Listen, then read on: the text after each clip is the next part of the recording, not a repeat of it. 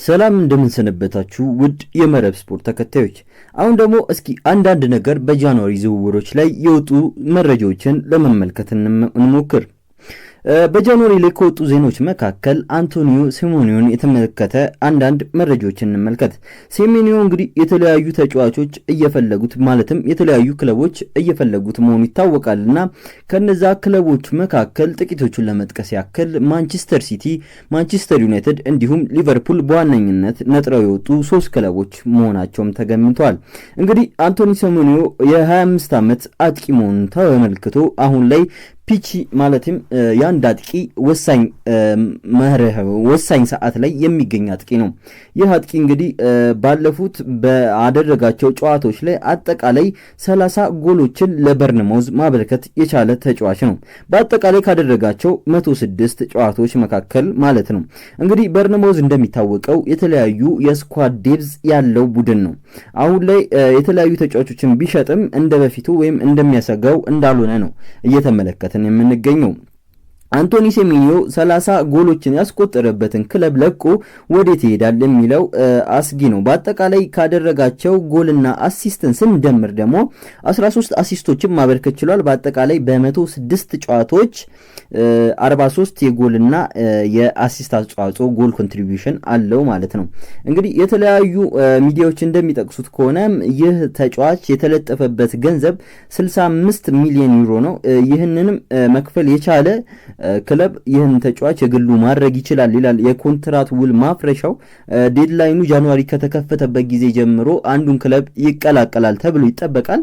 አርሰናሎችን እንደሚፈልጉት ይታወቃል። ነገር ግን በጃንዋሪ ይህን ያህል ትኩረት እንደማይሰጡት ተናግሯል። ምናልባትም ይህ ጃንዋሪ ካለቀ በኋላ በክረምቱ የዝውውር መስኮት ሊያስፈርሙት እንደፈለጉ ነው። ነገር ግን እሱ ጃንዋሪን እንዲያልፍ አልፈለገም። ይህን ክለብ መልቀቅ ይፈልጋል። ማንቸስተር ሲቲ ደግሞ የክለቡ ፈላጊ ነው። ማንቸስተር ዩናይትድም ከክለቡ ባለስልጣናቶች ጋር እየተነጋገሩ መሆኑን ነው ይህ የወጣው ዜና እየተመለከትን ያለ ነው። ሞሐመድ ሳላህን ተከትሎ ደግሞ ሊቨርፑሎች የሱ ተተኪ አድርገው ለማጫወት እያሰቡ ነው።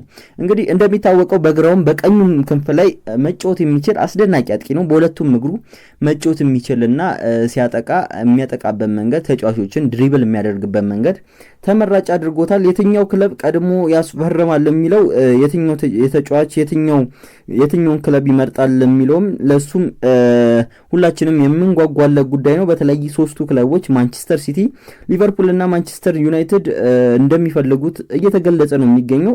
ሌሎቹ ደግሞ አሌክስ ስኮዝ እንዲሁም አዳም ስሚዝ የመሳሰሉ ተጫዋቾች ደግሞ ከበርንማውዝ ሌላ ይለቃሉ ተብለው የሚጠበቁ ተጫዋቾች ሆነው የምናገኛቸው ይሆናል ማለት ነው። ወደ ሌላ መረጃዎቻችን ስንመራ ደግሞ አርሰናልን የሚመለከት መረጃ ለማድረስ እንሞክር። አርሰናል እንግዲህ በጃንዋሪ የዝውውር መስኮት ላይ ታርጌት አድርጎ ከሚይዛቸው ተጫዋቾች መካከል አንዱ ነው ተብሎ የሚጠበቀው የ20 ዓመቱ ቱርካዊ የሆነው ተጫዋች ኬንያን ይልዲዝ ነው። ይልዲዝ እንግዲህ በቱርክ ብሔራዊ ቡድኑም አስደናቂ ብቃቱን ያሳየ፣ በጁቬንቱስም አስገራሚ ብቃቱን እያሳየ የሚገኝ ተጫዋች ነው። ይህ ተጫዋች እንግዲህ ቀጣይ መዳረሻው የት ይሆናል የሚለው አሳሳቢ ነው። የተለያዩ ክለቦች አይናቸውን ጥለውበታል። በተለይም ከእድሜው አንጻርና እያሳየ ከሚገኘው ብቃት አንጻር የተለያዩ ክለቦች እሱን እንደሚፈልጉት ነው። አርሰናልም ከዚህ የዛሬ ወራትን እሱን ሲከታተለው መቆየቱን ተመልክተናል። በጃንዋሪ ዝውውር ላይ እሱን የግላቸው ያደርጋሉ ወይ የሚለው ተጠባቂ ጉዳይ ሆኖ የምናገኘው ይሆናል። ከአርሰናል የዝውውር መስኮት ሳንወጣ አርሰናል እንግዲህ ከሃቨርትዝ እንደተመለሰ ነው እየተነገረ የሚገኘው። እስከ ጃንዋሪ ይቆያል የተባለው ከሃቨርትዝ በፍጥነት አገግሞ በትናንትናው ዕለት ልምምድ መስራቱ ነው እየተገለጸ የሚገኘው። ነገር ግን በዛሬው ጨዋታ ላይ ሊያሰልፈው እንደማይፈልጉና ሪስክ መውሰድ እንደማይፈልጉ ነው እየተነገረ የሚገኘው እንጂ ብቁ መሆኑና ቶሎ ማገገሙ ለሁሉም ያስገረመ ተጫዋች ነው። አሌክስ ከሃቨርትዝ እንግዲህ በተለይም በሜዳ ላይ የሚያሳየው አስደናቂ ወርክ ሬት፣ ሜዳን የማካለል ብቃቱ፣ የተለያዩ ቦታዎችን የመሸፈን በመከላከሉም በማጥቃቱም የማሳለጥ ብቃቱ የተለያየ ቦታ ላይ የመጫወት ብቃቱ አርሰናልን በእጅጉ ይጠቅመዋል ተብሎ ይጠበቃል። እንግዲህ ዲሴምበር 23 ላይ የወጣው መረጃ ከሀቨርትዝ ልምምድ መስራቱን የሚያመለክት ነው። በአጠቃላይ ለአርሰናል ባደረጋቸው ጨዋታዎች ላይ 81 ጨዋታዎችን አድርጎ 27 ጎሎችን ማስቆጠር ችሏል። ባለፈው ዓመት በ24-25 ማለት ነው 9 ጎሎችን ያስቆጠረ ሲሆን በ23-24 ደግሞ 13 ጎሎችን ያስቆጠረ ተጫዋች ሆኖ እንመለከተዋለን ማለት ነው።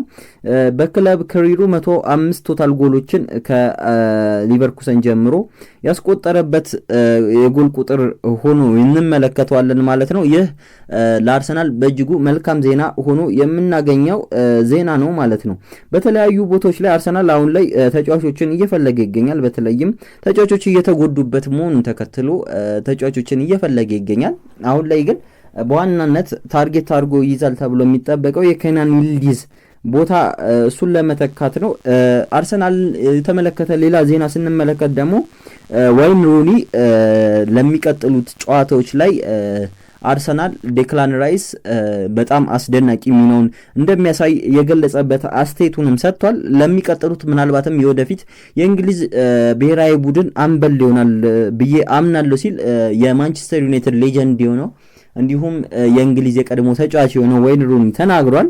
ዋይን ሩኒ በገለጸበት ላይም የተለያዩ ተጫዋቾች ሲጫወቱ ተመልክቻለሁ። እሱ ኳስ የሚያቀብልበት ስታይሉና ታይሚንጉ በጣም አስደናቂ ነው። እስከዛሬ ካየኋቸው ተጫዋቾች መካከል አስገራሚው ተጫዋች ነው። ወደፊቱ የእንግሊዝ ብሔራዊ ቡድን አምበል መሆን ይገባዋል። ሃሪኬንን እየጠበቀው የሚገኘው እሱ ነው ሲል ተናግሯል።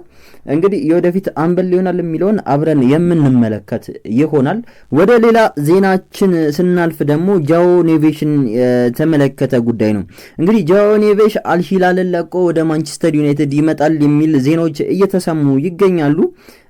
እንግዲህ ማንቸስተር ዩናይትድ በክረምቱ ማለትም በጃንዋሪ የዝውውር መስኮት ላይ እንደ ኢላማ ከያዛቸው ተጫዋቾች መካከል አንዱ ተብሎ የሚጠበቀው የክሪስታል ፓላሱ የተከላካይ አማካይ ተጫዋች የሆነው ዋርተን ነው። ዋርተንን ተከትሎ ከዛ ተጨማሪ ደግሞ ጃኦ ኔቬሽን እንደሚፈልጉ እየተነገረ ነው የሚገኘው። ጃኦ ኔቬሽ እንግዲህ በአልሂላል ቤት አስደናቂ 2 ዓመት ተኩል ገደማ ማሳለፉ ይታወቃል። የክለቡ ወሳኝ ተጫዋች መሆኑ ይታወቃልና ይህን ተጫዋች የግላቸው የሚያደርጉ ከሆነ ማንቸስተር ዩናይትድ በብዙ ይጠቀማል። በተለይም ወልቭስ ቤት እያሳየ የነበረው ብቃት በዛው ልክ አለመውረዱን በአልሂላል ቤት የዓለም የክለቦች ዋንጫን ጨምሮ በትልልቅ ጨዋታዎች ላይ ፖርቹጋልን ወክሎ ሳይቀር እያሳየ የሚገኘው ብቃት አስደናቂ ነውና ይህን ተጫዋች የሚያገኙ ከሆነ በብዙ የሚጠቀሙበት እድል እንዳለም ነው እየተጠበቀ የሚገኘው። ሌላው የዝውውር መረጃ ተብሎ የሚጠቀሰው ደግሞ ኤንድሪክን የሚገኝ ነው። ኤንድሪክ እንግዲህ በሪያል ማድሪድ ቤት ደስተኛ አለመሆኑ ይታወቃል። በተለይም በቂ የጨዋታ ጊዜ አለማግኘቱን ተከትሎ ደስተኛ አለመሆኑ ይታወቃል። ነገር ግን በቂ የጨዋታ ጊዜ ይሰጠው ቢባል እንኳን በቦታው ላይ የሚገኘው ኪሊያን እምባፔ ነው። እንግዲህ ኪሊያን እምባፔን መቀየር ከብዶት እየተመለከትነው ነው። በያዝነው የውድድር ዓመት ላይ 18 ጎሎችን ነው ያስቆጠረው። የሮናልዶን ሪካርድ የተጋራበትንም ጎል ባለፈው የፍጹም ቅጣት ምት በማስቆጠር ያስመለከተን ተጫዋች ነው። እንግዲህ ኪሊያን ምባፔን ቀይሮ ለማስገባት የከበደ ይመስላል። ኤንድሪክም በዛ ውሳኔው ደስተኛ አይመስልም። በማድሪድ ቤት በቆይታው ደስተኛ አይመስልም። በውሰት ወደ ኦሎምፒክ ሊዮን ሊያመራ መስማማቱ ነው እየተነገረ የሚገኘው። አሁን በቅርብ በጃንዋሪ የዝውውር መስኮት እንደተከፈተ የመጀመሪያው ዝውውር ይሆናል ተብሎ የሚጠበቀው ኤንድሪክ ወደ ሊዮን ተብሎ ይጠበቃል። ስምምነቶች ተፈጽመዋል። ወደ ሊዮን የሚያቀናበትን ስምምነት ጨርሷል ተብሎ እየተነገረ ነው የሚገኘው። ኤንድሪክ በኦሎምፒክ ሊዮን ቤት ደስተኛ ሆኖ እንመለከተዋለን ብዬ በግሌ ተስፋ አደርጋለሁ። ለጊዜው የያዝነው የዝውውር መስኮት ዜናዎች ይህንን ይመስል ነበር። በሌላ ዜና እስከምንገናኝ ድረስ ሰናይ ጊዜ